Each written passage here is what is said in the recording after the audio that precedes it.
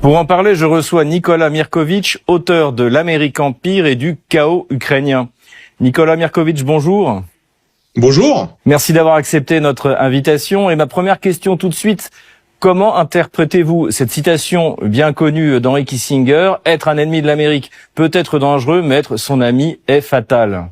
Kissinger a sorti quelques belles phrases qui sont pétries de bon sens et de réalité. J'aimerais rajouter un corollaire, qui est cette phrase de l'ancien garde des Sceaux et député socialiste français Jean-Jacques Urvoas, qui disait que l'Amérique n'a pas d'amis, elle a des cibles ou des vassaux.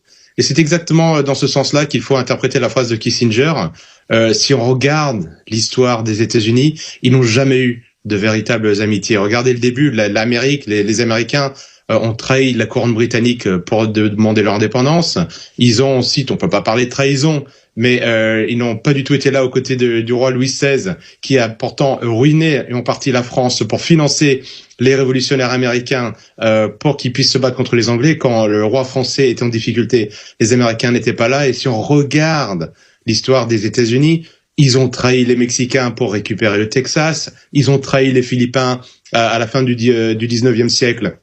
Quand ils ont récupéré les Philippines pensaient que les Américains étaient des libérateurs et ils ont découvert que c'était des nouveaux colons. Ils ont trahi tous ceux qui étaient censés aider. La liste est longue, les Vietnamiens, les Irakiens.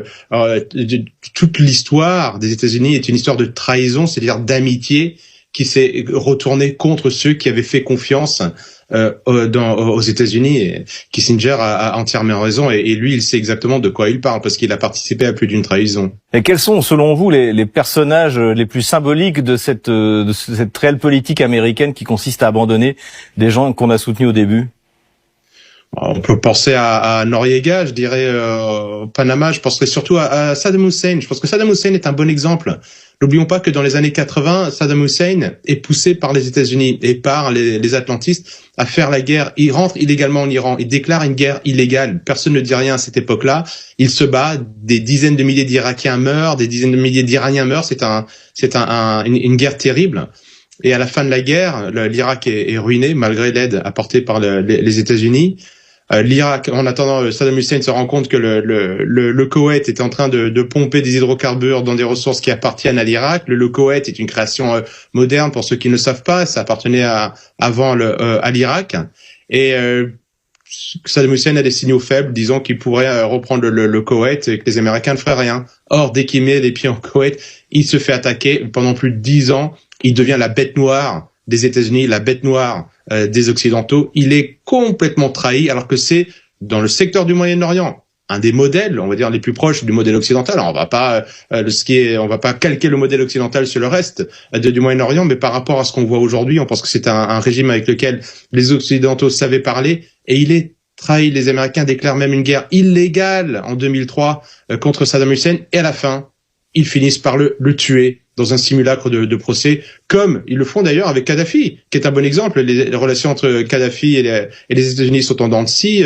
Kadhafi est l'ennemi à abattre des États-Unis, puis devient l'ami. Barack Obama serre même la main de Kadhafi. Kadhafi est accueilli en grande pompe sur le perron de l'Élysée, et quelques années plus tard, les États-Unis, l'OTAN, bombarde la Libye, et Kadhafi évidemment disparaît dans un crime assez abject, sans aucune forme de procès. Pourquoi est-ce que ces personnes meurent? C'est un peu comme Milosevic dans sa cellule de prison à La Haye. Elles meurent avec leurs secrets, comme si les États-Unis n'avaient pas envie que ces anciens amis révèlent ce que eux savaient sur les relations réelles qui pouvaient exister entre eux et les États-Unis à l'époque où, on va dire, tout se passait bien. Malgré ces antécédents dont vous venez de parler, il se trouve que Washington trouve encore des alliés qui croient en une amitié sincère et qui suivent les recommandations, les ordres, la ligne imposée par Washington. Comment vous expliquez ce travers?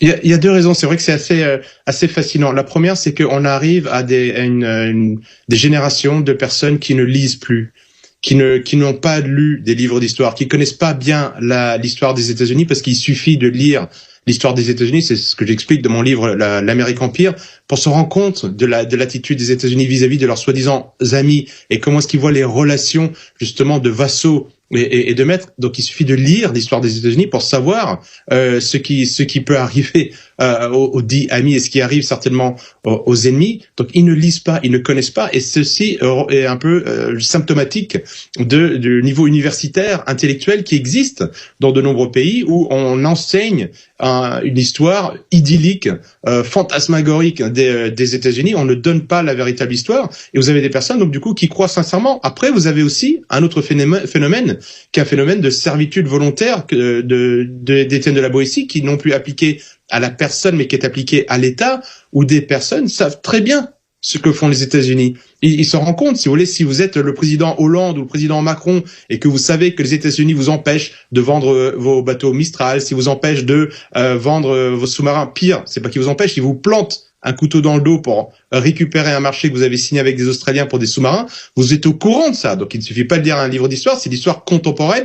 Et malgré ça, où il n'y a pas de mesure de rétorsion. Vous ne sanctionnez pas celui qui est en train de vous espionner, de vous sanctionner, d'administrer des amendes illégales à vos entreprises. C'est de la servitude volontaire, parce qu'il y a des personnes qui pensent réellement que, eh bien, il vaut mieux être esclave des États-Unis que d'être libre. Et c'est triste pour un pays comme la France qui met liberté sur le fronton de tous ses bâtiments publics.